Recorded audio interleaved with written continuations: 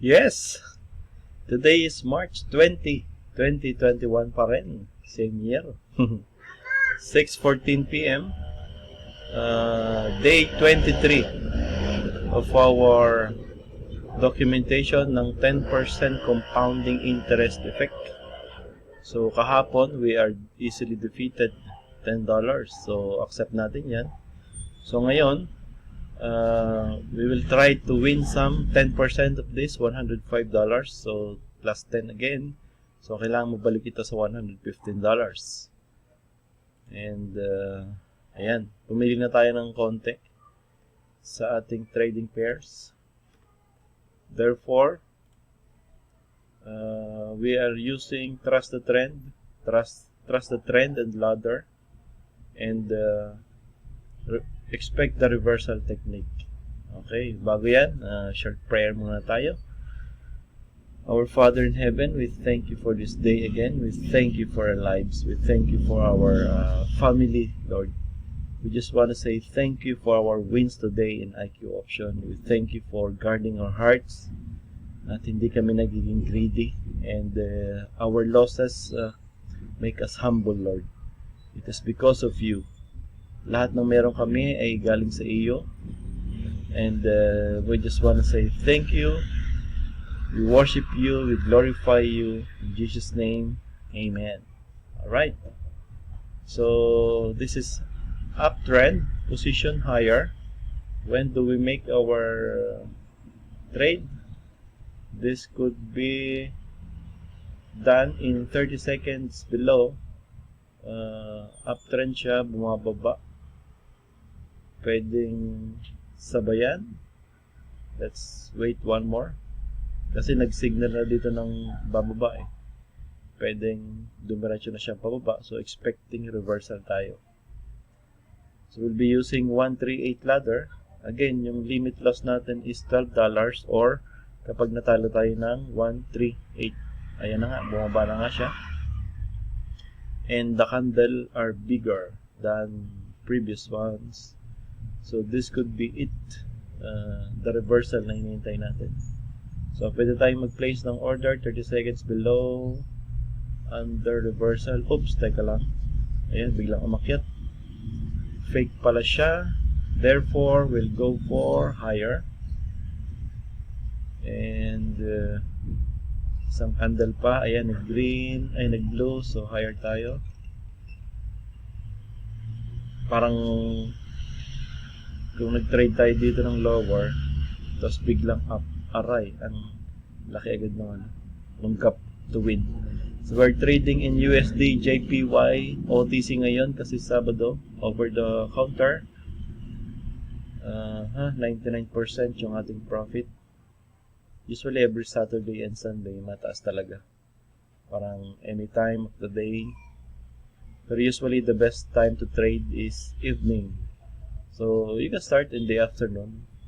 Mga 4 p.m. start. Yan, medyo mataas na yun. Mukhang inabot tayo dun. Inabot na tayo. It's fluctuating. This could go down for the next, or this could go up. Ayan. First rule natin is to trust the trend. So, this is uptrend. Sige. 3. Yung next na blue, ay yung sinundan naman niya na blue ay malayo-layo pa eh.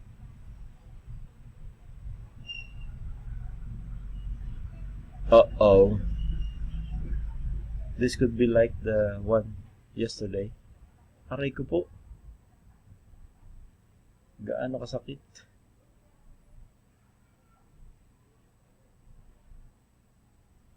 Let's see the 2 minutes. What is happening? Habol. No way. Shall we continue? Every time na nag-up tayo, biglang bumababa. So, pagbaba, saka tayo mag-up. So, hintayin natin siyang bumaba, and then we put the order higher. Or, Parang ganito tayo natalo kahapon eh. Malapit sa line, nagko-cross, hindi alam. Pass tayo ng isa, we can still continue the ladder. After one pass, one round. Looking back, ayun, lumagpas na siya.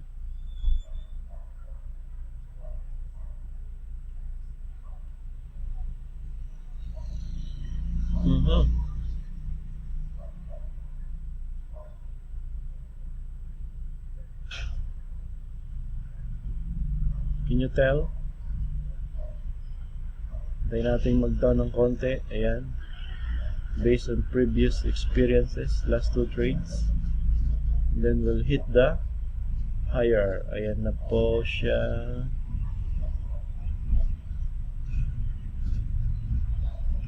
Uy, ang laki naman yan.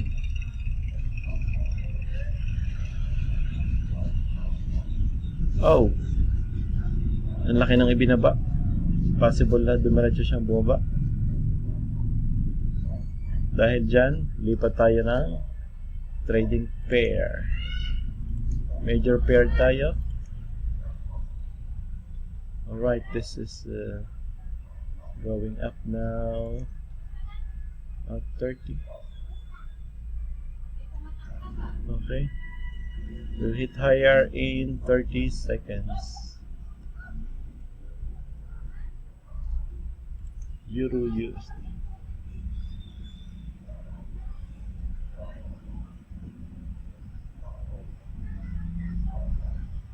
Hindi natin itinuloy yung ladder kasi maglipat tayo ng trading pair. Let's check our trading history from yesterday. Ayan, grabe to. 1, 2, 3, 4, 5, 6, 7. Ay, 6. 6 straight losses. Losing streak. Strike. Oh man. Don't do this.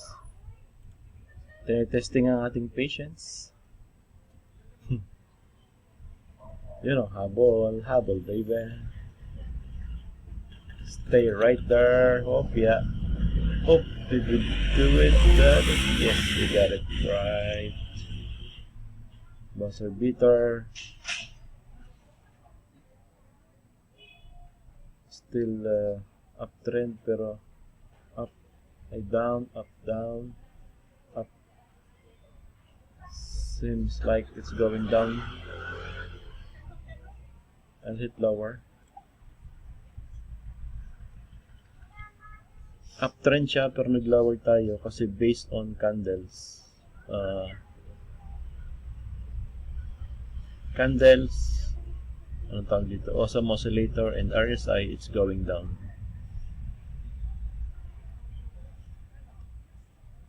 Let's see.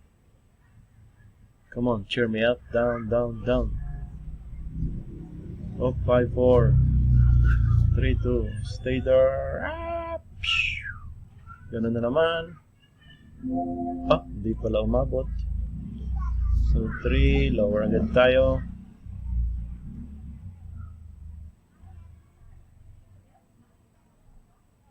We are on 105. No, mahina sa mat.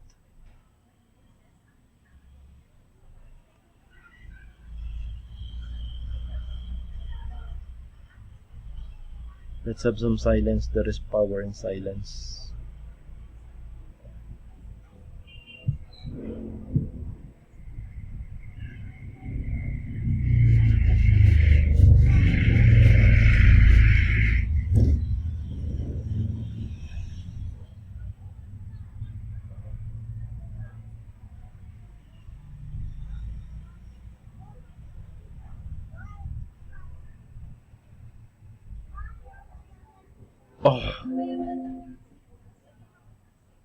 Ma-over tayo kapag tinuloy natin sa 8 because 105 minus 12 is 93, so $5 na lang yung allowed natin to lose. Therefore, let's use the 3 and let it be now. Yan, lower tayo kahit tumataas siya. Talo tayo sa prediction na tamang prediction, so balik ta rin natin.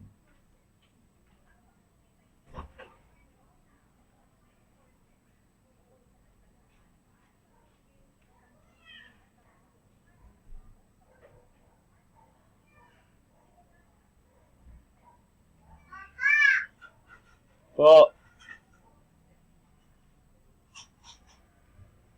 Okay, we got this.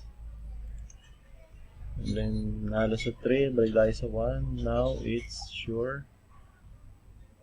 Or it is not sure, but mas mataas talaga yung chance na mag-lower na siya. Ay, oo nga. Down.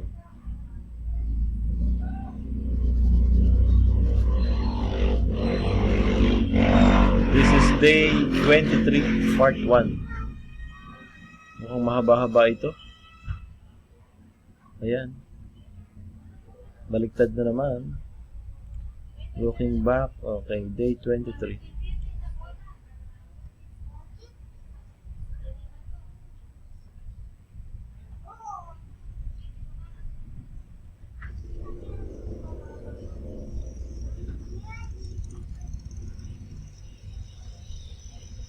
Come on, man. Again, we lose at 1. We go back at 3.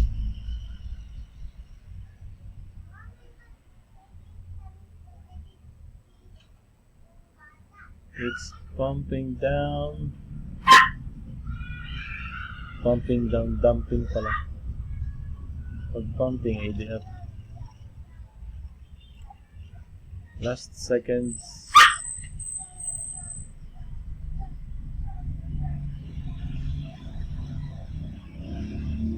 I should have trade higher, pero dahil natatalo lagi yung ating tamang reading and nanalo tayo sa maling reading, so we can do it again.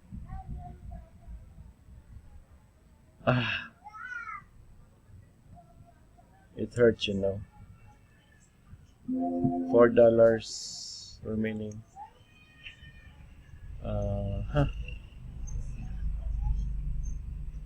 Balik tayo sa 3, imbes na 8.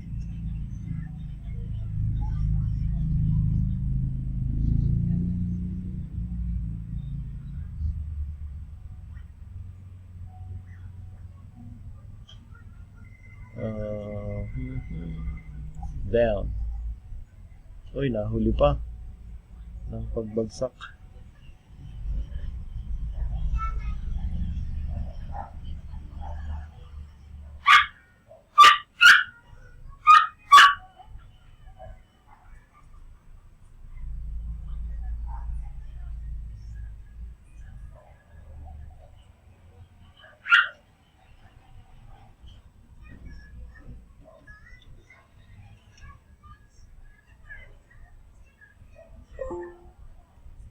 Okay, we got it. I guess we have to take a break. Huwag natin isagad yung 15 minutes na recording time. Pahinga muna tayo. Harap tayo ng bagong trading pair. We will be right back. Day 23, part 1 video.